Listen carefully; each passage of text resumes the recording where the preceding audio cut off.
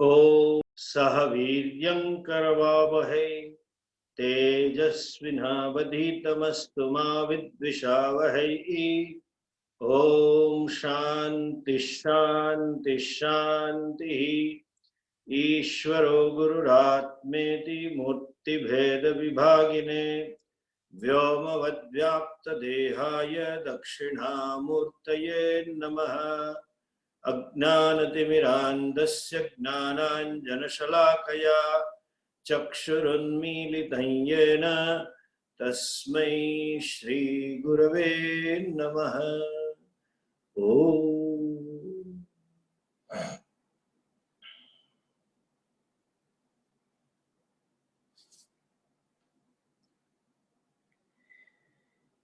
Yesterday, we talked about few techniques to prepare the meditator, techniques to aid the meditation. And a couple of them I would like to add today and conclude it with the summary of the whole techniques. One of the technique to prepare the meditator was, as we said, visualization. Those situations, those events, some natural scene wherein I am objective person. Another one is developing Sakshi Bhava. Sakshi Bhava means trying to be witness. And that Sakshi Bhava is practiced at 4 levels.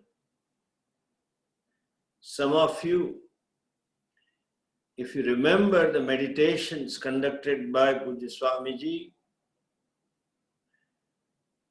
the first and the foremost was witnessing the body.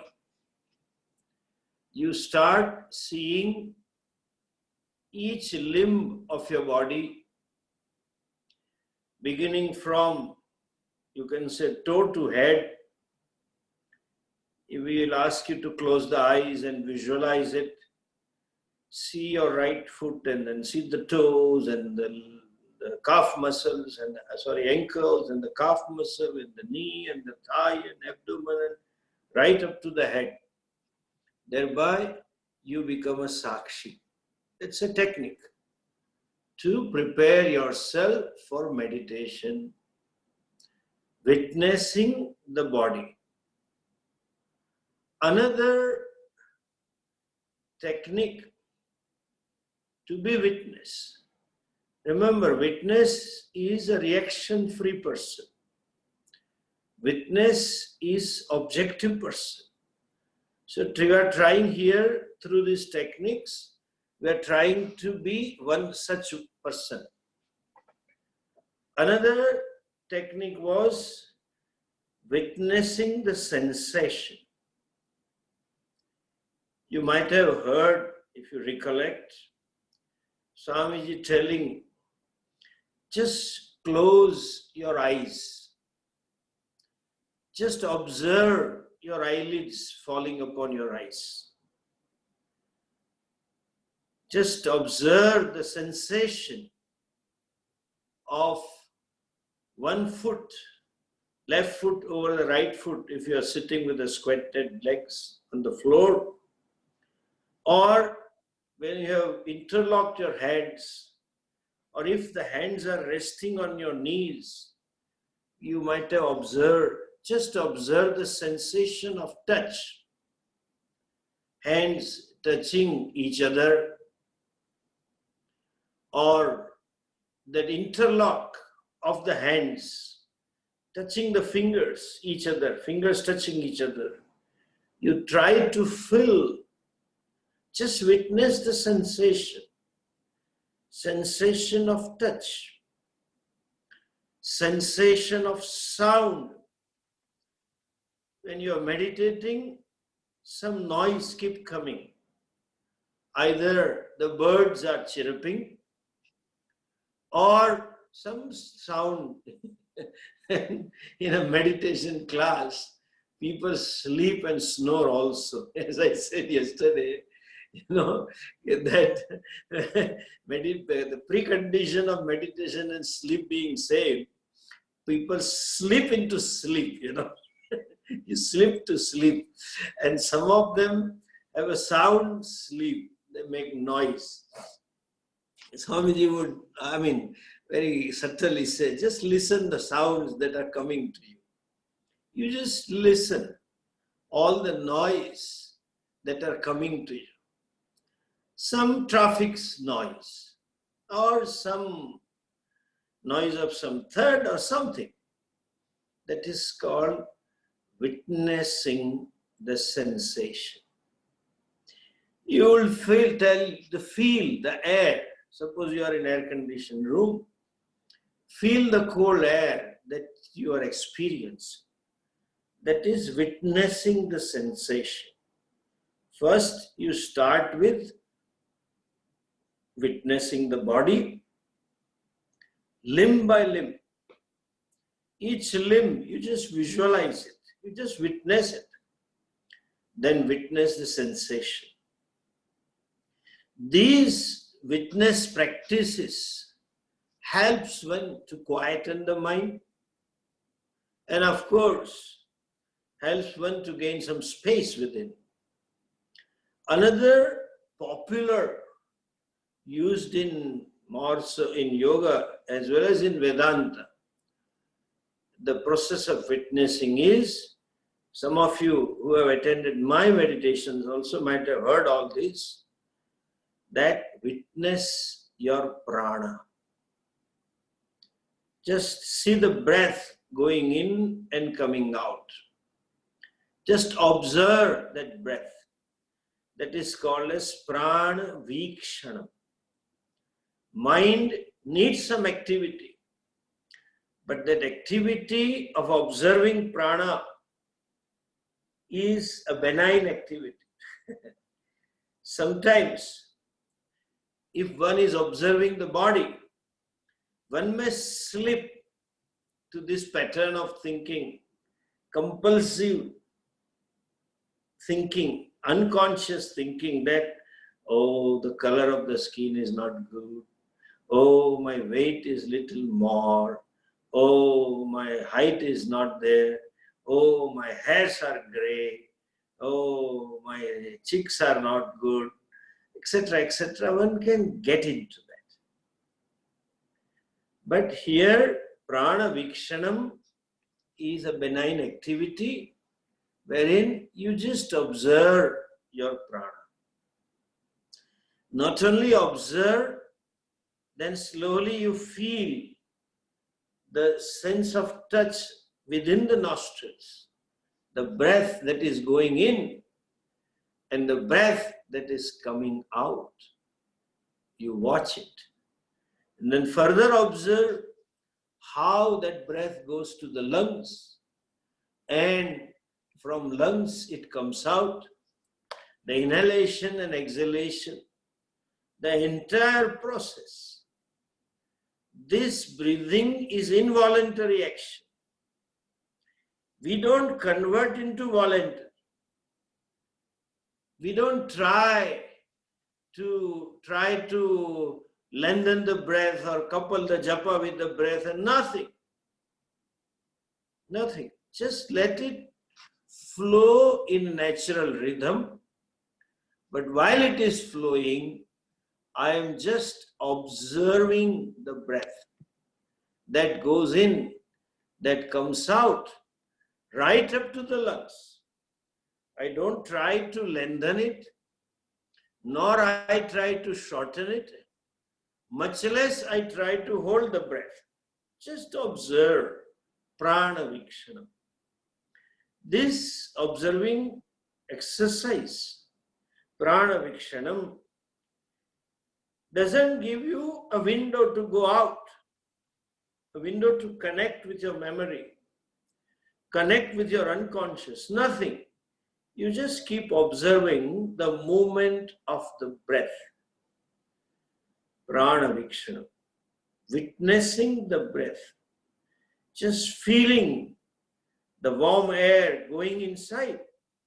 There's very slight friction with your in the nostrils, and then it fills up your lungs, and then it comes out. Just observe. That is another technique prior to meditation is used. And one more technique is witnessing the mind. Witnessing the mind means, as I said yesterday, let go. There is, in the unconscious, there is some pressure. There is a habitual thinking, compulsive, dysfunctional thinking. In the unconscious mind, and which is almost, you can say, sometimes 70-80% of my mind. And something has happened, it triggers that thinking prior to meditation. Or something happened related to it during the day or day before. It keeps on like a whirlpool.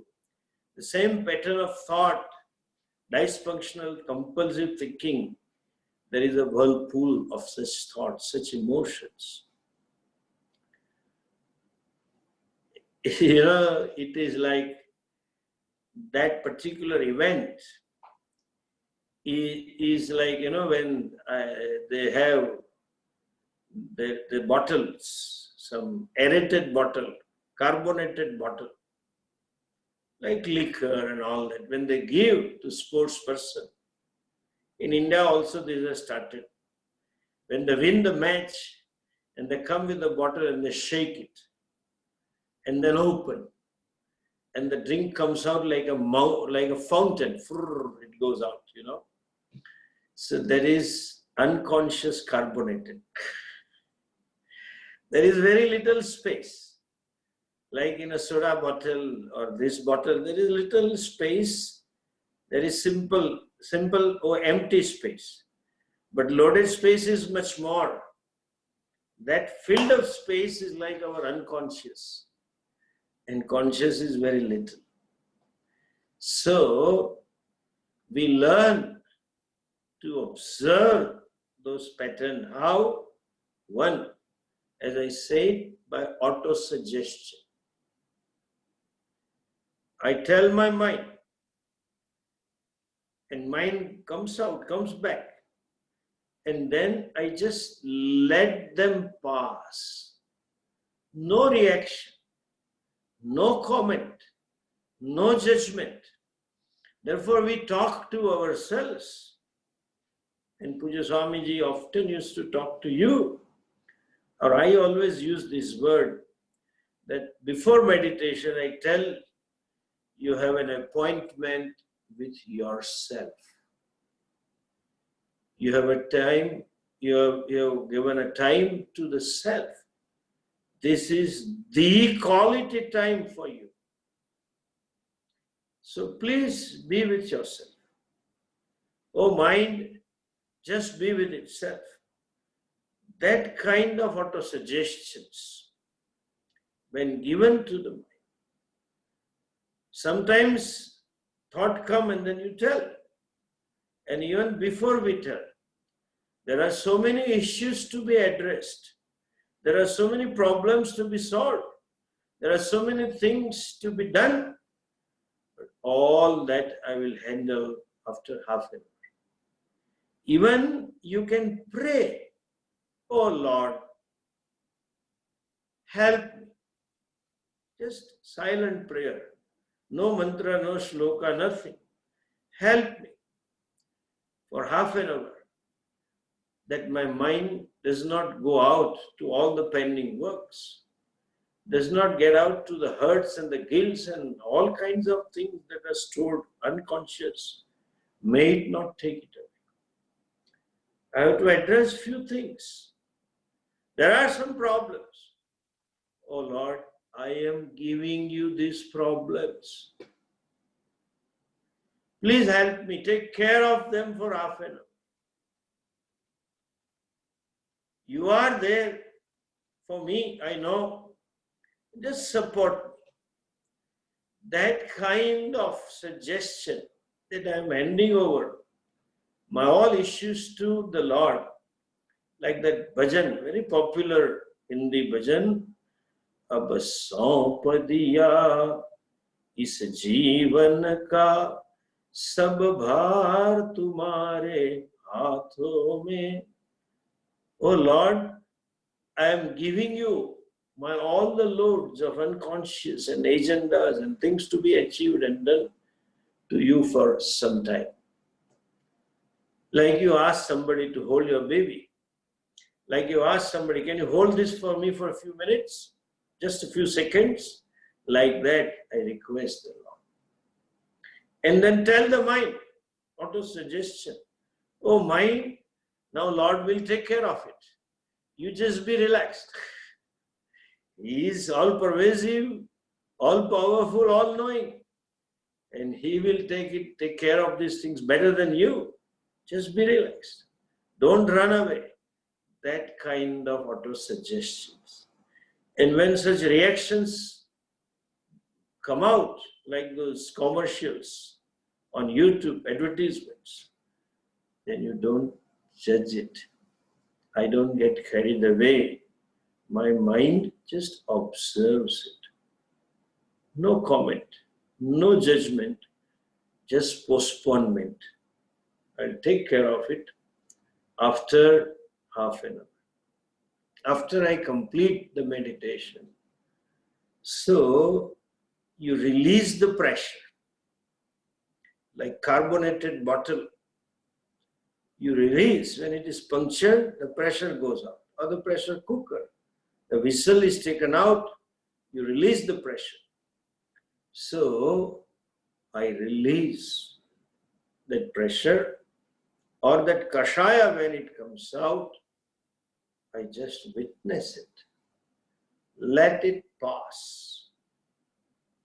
I let go those thoughts. I let go those reactions. I don't hold on to them. I don't invite them to stay. I don't invite them to wait for me, chit-chat with me. I react. That is chit-chatting. My reaction is the chit-chatting. I let them pass.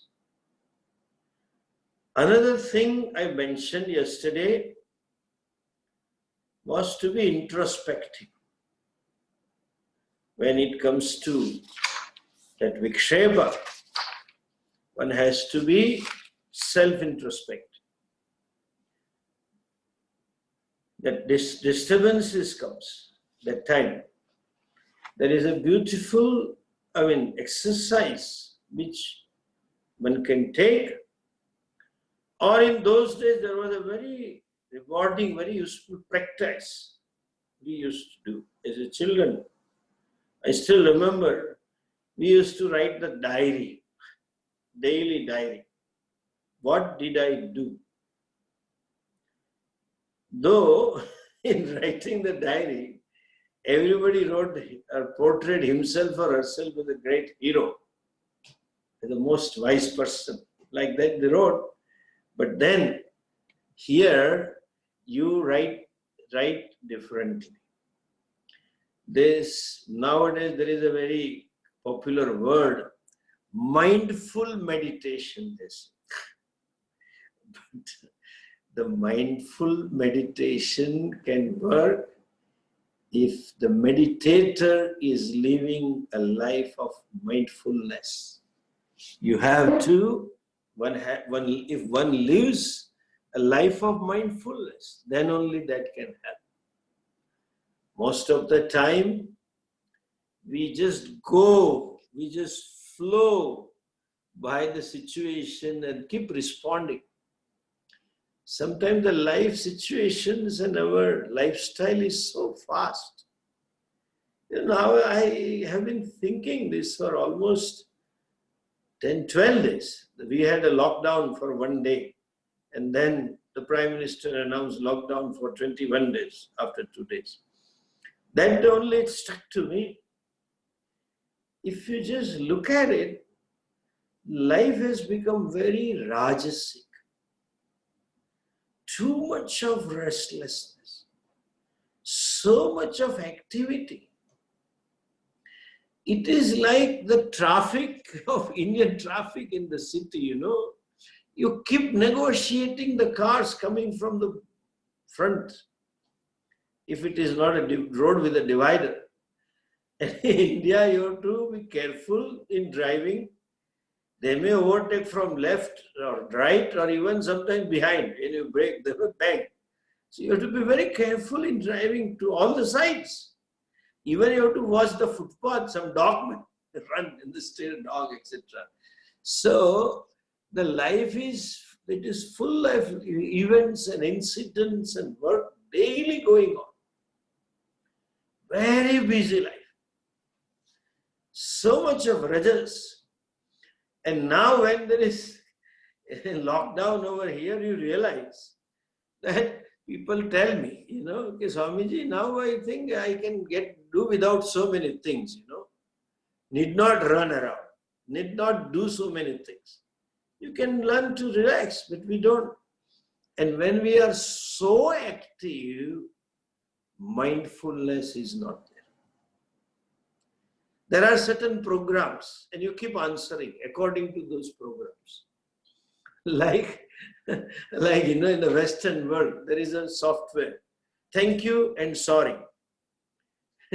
When they say thank you, I find sometimes there is no sense of gratitude. It just says thank you. If you save somebody's life, thank you.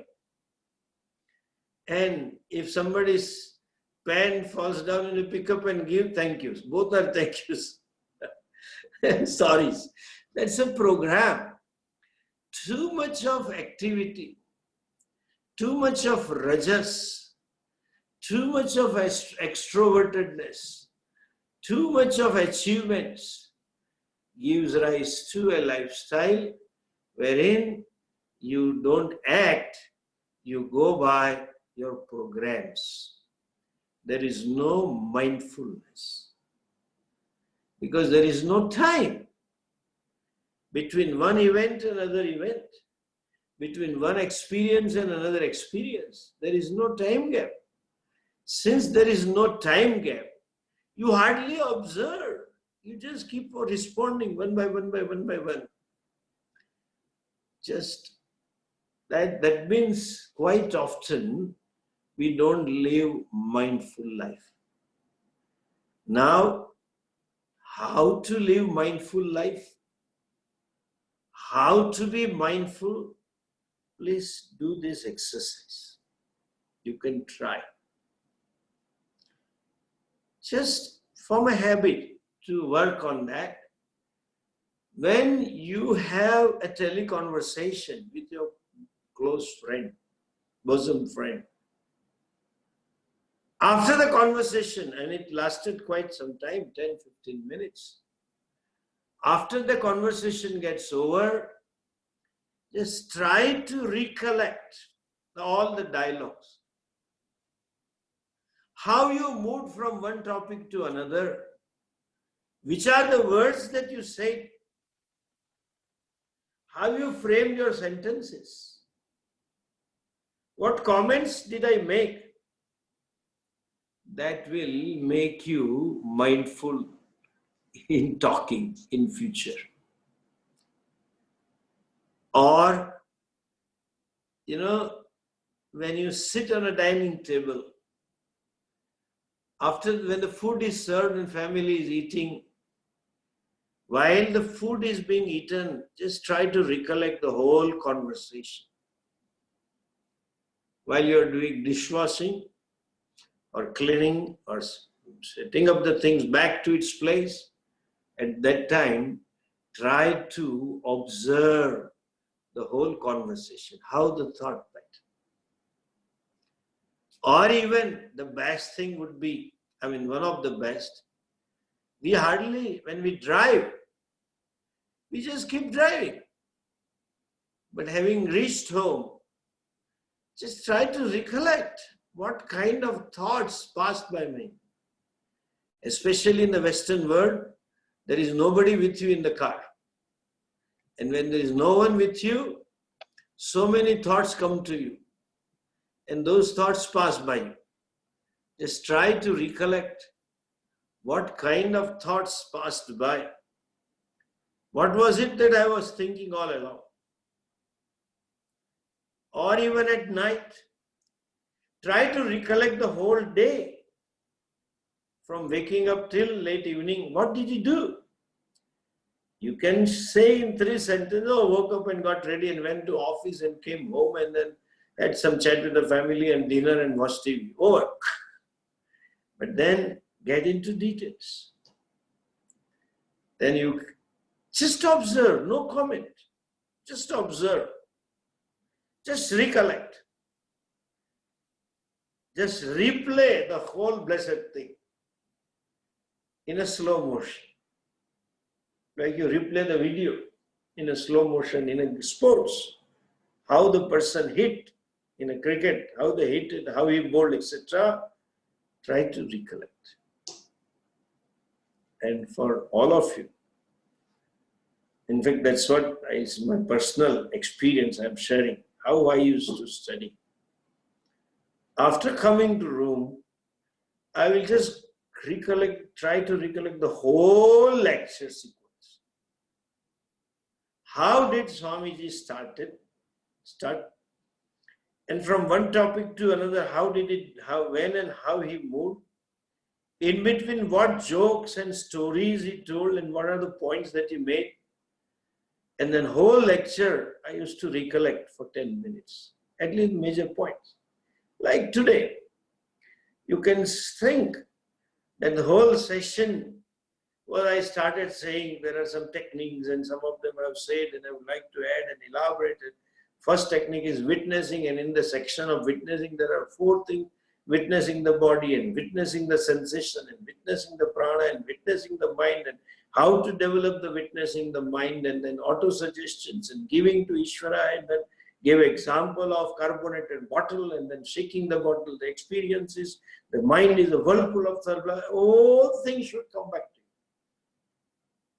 And then he talked about mindfulness and mindful meditation is mindful living, etc., etc. That helps. How to develop mindful living, and I gave 4 examples, recollecting the teleconversation and recollecting the dining hall dialogues and recollecting the driving time and recollecting the whole day session, what I did during the day, all you try to recollect. And lastly, as I said, try to recollect the whole lecture. Then you become slowly, with this practice of mindfulness, in course of time, you become mindful in your day-to-day conduct. What all you do, you just don't react. Even if it's a busy life, even if it's a demanding life, even if there is shortage of time, but then you learn to be alert during the day. You learn to be conscious about what you are thinking, what you are doing, all that helps. This is called mind techniques for meditations, preparatory techniques. There are few techniques which I will talk in the next class regarding preparing the mind for mindful meditation. But today, I would like to talk about, continue the topic, object of meditation. See, in Sanskrit, we have only 2 words. One popular word is dhyanam, an actual word is upasana, and another word is nididhyasana. Okay? For all these three words, because of the limitations of English language, because the people who spoke English, they don't have concept, they don't have knowledge, that culture, that society doesn't know. Therefore, they have only one word called meditation. Exactly like dharma. The word dharma is a very loaded word. If I want to say in one word, our vernacular translation is kartavya or duty. The deliberate contributory action that are expected out of. Technically, yato abhyudaya nishreyasa, by which you get abhyudaya, worldly prosperity, and moksha is a means for that. So many. Kartavya karma. You just open any Purana or our Itihasa, Ramayana, Mahabharata, or Smriti, Manu Smriti, Parasa Smriti, Yajnavalkya Smriti, there are sections and sections wherein it says Brahman Dharma, Kshatriya Dharma, Grihastha Dharma, means Kartavya. We have word Dharma for the husband wife also, Sah Dharmachari, Sah Dharmacharini, and they say my Dharam Patni, Dharma Patni. Why should you have adjective Dharma Patni? Is there a Dharma Patni or what? You need adjective to distinguish from same class. It is not. But Patni, Dharma, it means Patni. Is a synonym for Patni. So also Saha Dharmachari, Pati is also same. But they don't have word. So there is a religion. That has brought about confusion. The whole society and the whole world is confused, not understanding this word, and nobody cleared it. So much of confusion about our culture, like idol worship. Who worships idol? Nobody worships. Idol worship. They gave us, and as they say in America, we bought it. We just swallowed it. It is God worship. Similarly, they have certain knowledge for which we don't have word. What is a word for Wi-Fi? Wi-Fi is an English word. In Gujarati, Hindi, Marathi, Tamil, Telugu, Malayalam, Haryanvi, Punjabi, Wi-Fi is Wi-Fi. You know, there is a joke. Nowadays, people marry through Wi-Fi, internet. बोला हमारे जमाने में तो wife से ही शादी होती थी, wife से नहीं होती. That's okay. There is a joke. Forget about it. The point is, there is no word for upasana. Okay? There are two types of meditations traditionally. One is upasana, and the second is nididhyasana. The two categories are based on the object of meditation, object of dhyana. Dhyanam is kriya. But this type of dhyanam is called upasana, and this type of dhyanam is called nididhyasana. All types of dhyanam or meditations that are going on today, like trying to see some light or trying to be thoughtless or trying to hear some divine sound, they make it mysterious, you know. Dive deep within. What is within diving? I don't know. Go divine, go deep within. If you go deep within, there will be only sounds of gas problems, nothing else. You know, gastro issues only will come to you, and you think it's a divine sound. You don't need to see lights. You just, in America, go out and you see some double X or triple XL fellow say some abusive word and get one slap from him. You will see all lights, all Vibgyor colors will come to you. They are basically psychological techniques. Please understand. We are talking of spirituality. We are not talking psychology. They talk of certain meditations which are solving the psychological problems. I'll talk to you in the next class. Meditation to handle the stress. Meditation to handle the hurt. Meditation for guilt. These are all dhyanam for psychological issues. Such meditations, when we say upasana, dhyanam, we primarily mean either upasana or nididhyasana. Upasana or common word in India is saguna dhyanam or nirguna dhyanam. Okay? You need to define this word nirguna dhyanam. When you say nirgunam, you cannot meditate. Nirgunam means without attribute, and mind cannot think of something without attribute. But then it is technical word is nididhyasana. That's a proper word. I had given the definition at the beginning of this section. Saguna Brahma Vishayaka Manasa Vyapara. And Nirguna Dhyana means, or Nididhyasana means, mental practice to to own up the identity between Jiva and Ishvara. To discover the oneness, to own up the oneness, to own up my fullness, aham purnaha.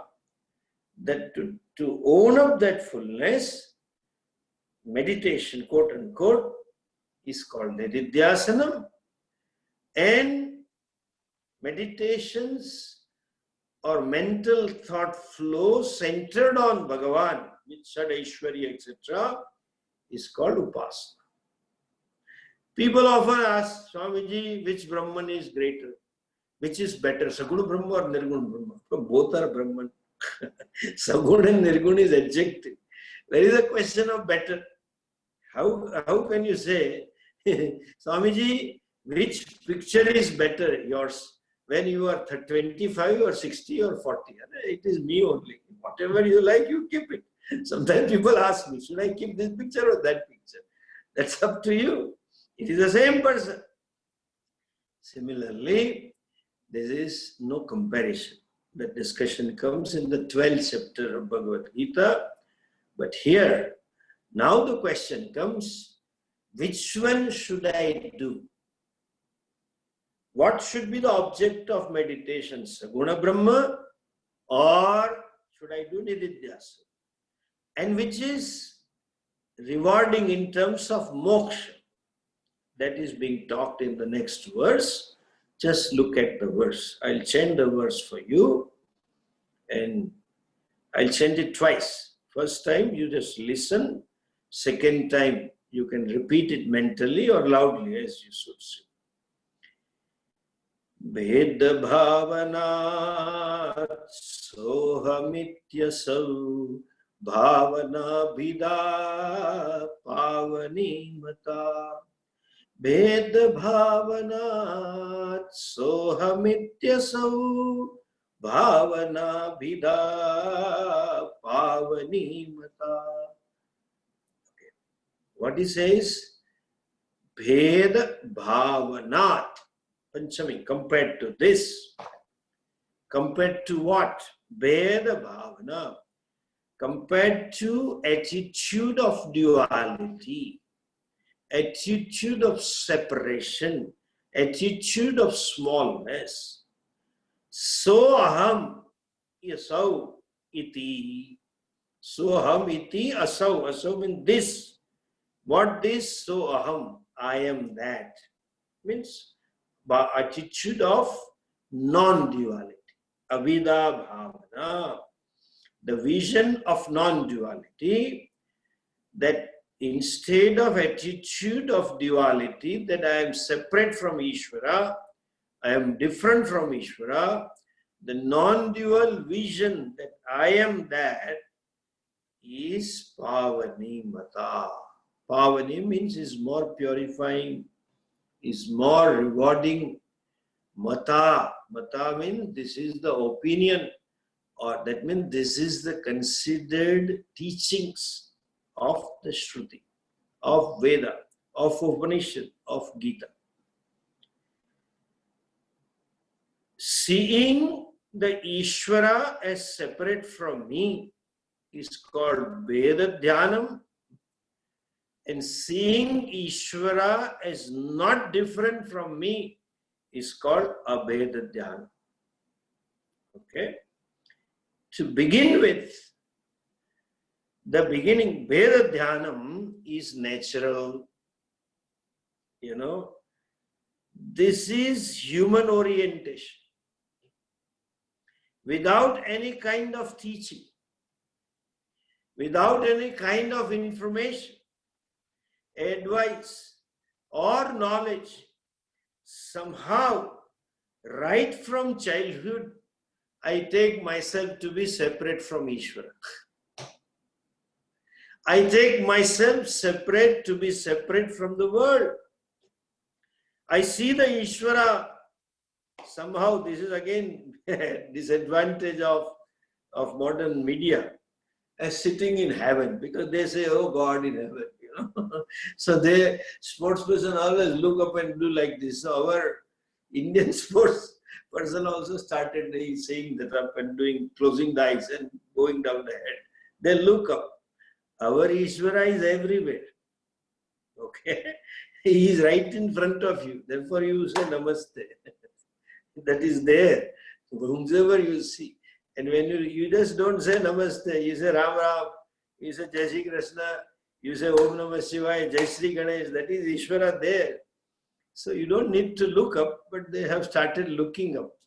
And you look up to wrong person. So you become, you create some problems for yourself. That happens to your country.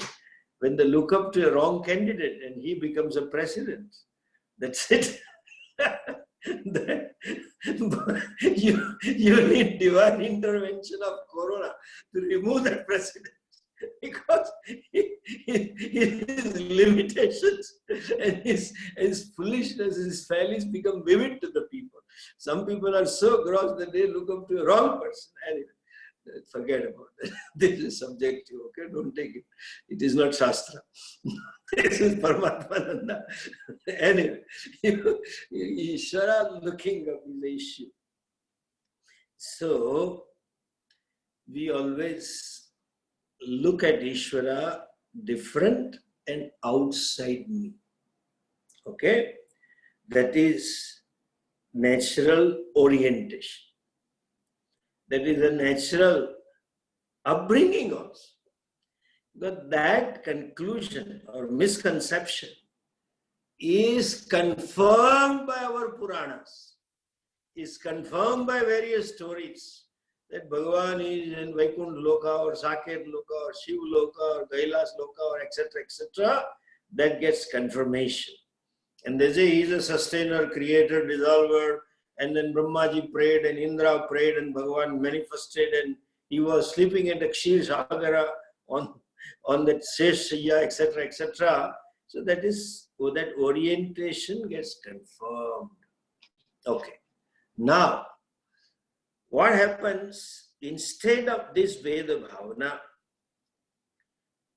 This Veda Drashti which we have, we meditate upon Ishvara separate from myself.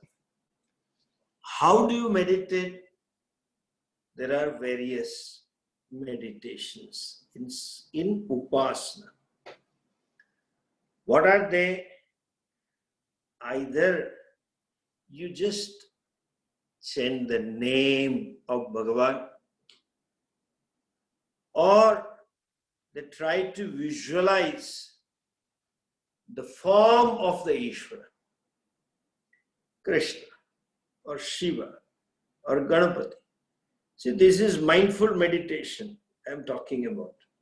So you visualize, you have a murti, you have a vigraha, idol in front of you.